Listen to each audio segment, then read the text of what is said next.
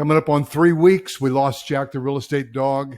And part of my therapy is remembering Jack's and the backstories behind some videos. I don't know how many of these I'll do, but it's therapeutic for me. Little news flash coming at the end, so stick around. Well, Jack playing at the beach. You know, Jack worked hard, but Jack also played hard. And at the end of this video, I'll have a link to a playlist.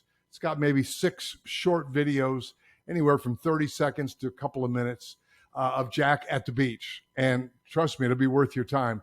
You'll see another side of Jack that I think you'll like. I moved to Charlotte in about 2011 from Hilton Head. Lived there 3 years, walked to the beach at least once a day, and hung out at the beach. Loved the beach. And then when Patty and I married, and then we got Jack subsequently, you know, I would love to go back to the beach. Sometimes Patty and I would go with Jack and Bella, and we'd have a family vacay that way. That was fun. But there were times that I would just go by myself, sometimes to shoot a video. I have a good friend that I wrote a song with. We've been friends coming up on 60 years now, since high school. And we wrote a song about the Hilton Head Gator Trapper. And I think it'll be available, too, at the end of the video, the song that we wrote. Well, we went down one time to kind of promote that.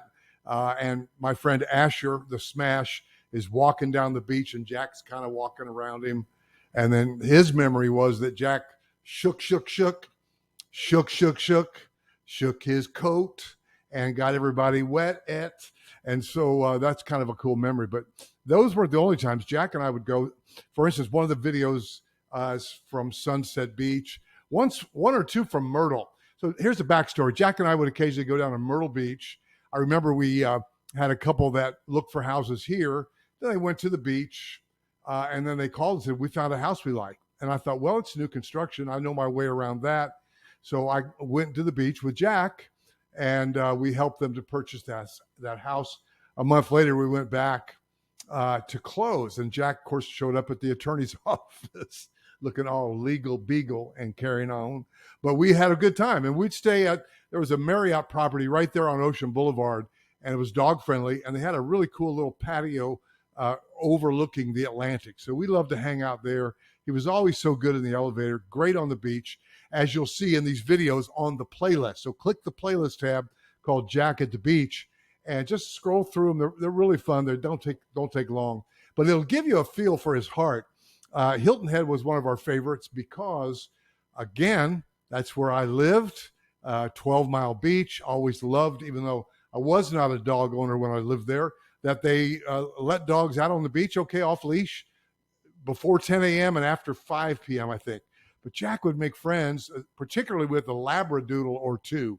And so there are a couple of videos of him playing with, I think, Murray and Lucy. And so Lucy's kind of a redheaded Labradoodle. So I love Lucy. So the reason that's special is that tomorrow we are slated to go back to Jack's breeder, who has a red-headed golden doodle.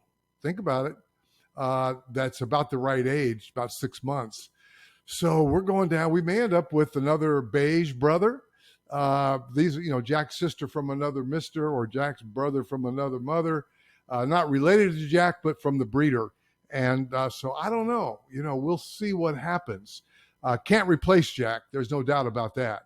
But, you know, I love Lucy too. So we'll see what happens. So guys, coming up is the playlist. Click through and enjoy. And we appreciate you as we remember Jack. Miss him. Still crying.